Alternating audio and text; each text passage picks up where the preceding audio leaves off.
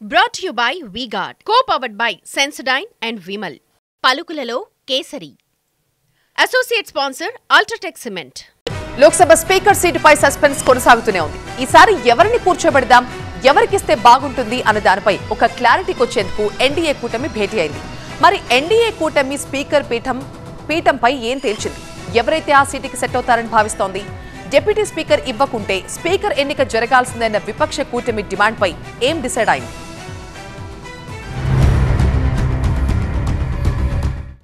లోక్సభ ఎన్నికల్లో విజయం సాధించిన బీజేపీ నేతృత్వంలోని ఎన్డీఏ కూటమి ముచ్చటగా మూడోసారి కేంద్రంలో ప్రభుత్వాన్ని ఏర్పాటు చేసింది. హ్యాట్రిక్ విజయం సాధించిన మోడీ మూడోసారి భారతదేశ ప్రధానిగా బాధ్యతలు చేపట్టారు.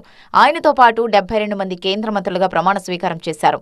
మంత్రులకు శాఖల కేటాయింపు సైతం పూర్తయింది.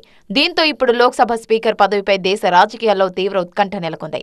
లోక్సభ అధ్యక్ష పదవి ఏ పార్టీకి చెందిన వ్యక్తికి దక్కుతుందోనన్న ఆసక్తి అందరిలోనూ నెలకొంది. ఈసారి ప్రభుత్వ ఏర్పాటుకు కావలసిన మ్యాజిక్ ఫిగర్ సీట్లు బీజేపీకి సొంతంగా రాకపోవడంతో లోక్సభ అధ్యక్ష పదవిపై రాజకీయం నడుస్తోంది.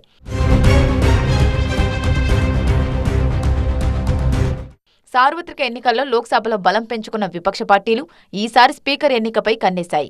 తమకు డిప్యూటీ స్పీకర్ పదవి ఇవ్వాలన్న డిమాండ్ను తెరపైకి తెస్తున్నాయి. ఒకవేళ అలా ఇవ్వకుంటే స్పీకర్ ఎన్నిక నిర్వహించాలనే డిమాండ్ను గట్టిగా వినిపిస్తున్నాయి.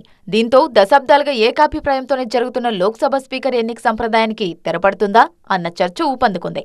ఇక ఈ నేపథ్యంలోనే ఎన్డీఏ కూటమి నేతలు భేటీ కావడం ప్రాధాన్యతను సంతరించుకుంది. ఢిల్లీలోని రాజ్నాథ్ నివాసంలో భేటీ అయ్యారు ఎన్డీఏ కూటమి నేతలు. ప్రధాని మోదీ అందుబాటులో లేనప్పటికీ కిరణ్ రిజిజు, జయశంకర్, ధర్మేంద్ర, చిరాగ్తో పాటు పలువురు కీలక నేతలు ఈ సమావేశానికి హాజరయ్యారు. స్పీకర్, డిప్యూటీ స్పీకర్ విషయంలో ఎన్డీఏ పక్షాలతో పాటు విపక్షాల్లోనూ ఏకాభిప్రాయం సాధించేలా ఎలా కసరత్తు సాగించాలని దానిపై మంత్రులు చర్చించారు. మరి స్పీకర్ ఎవరు?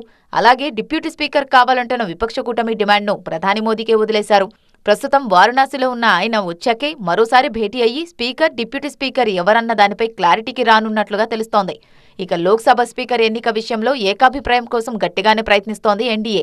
విపక్షాలను ఒకతాటిపైకి తెచ్చి తాము అనుకున్న వ్యక్తికి అధ్యక్ష పదవి ఇవ్వాలని ట్రై చేస్తోంది. మరోవైపు ఎన్డీఏ కూటమిలో కీ రోల్ ప్లే చేస్తున్న టీడీపీ, జేడీయూ పార్టీలు స్పీకర్ పదవిని ఆశిస్తున్నట్లు తెలుస్తోంది.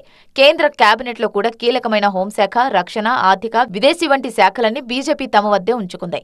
దీంతో స్పీకర్ పదవి ఎట్టి పరిస్థితుల్లో తమకు ఇవ్వాలని టీడీపీ, జేడీయూ కోరుతున్నట్లు పొలిటికల్ సర్కిల్స్ లో ప్రచారం జరుగుతోంది.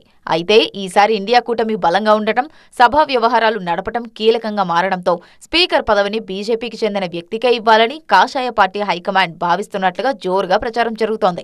మొత్తంగా ఎన్నికల్లో 233 స్థానాల్లో గెలుపొందిన విపక్ష ఇండియా కూటమి డిప్యూటీ స్పీకర్ పదవి విషయంలో తగ్గేదేలే అంటోంది. లేదంటే స్పీకర్ ఎన్నిక జరగాల్సిందేనన్న డిమాండ్ వినిపిస్తోంది. ఈ నేపథ్యంలో ఎన్డీఏ కీలక నేతలు సైతం స్పీకర్ విషయంలో కన్ఫ్యూజన్లో ఉన్నారు.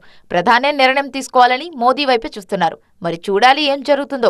ప్రధాని మోదీ ఎలాంటి మ్యాజిక్ చేస్తారో. Brought to you by V-Guard, co-powered by Sensodyne and Vimal. పలుకులలో Kesari. Associate sponsor UltraTech cement.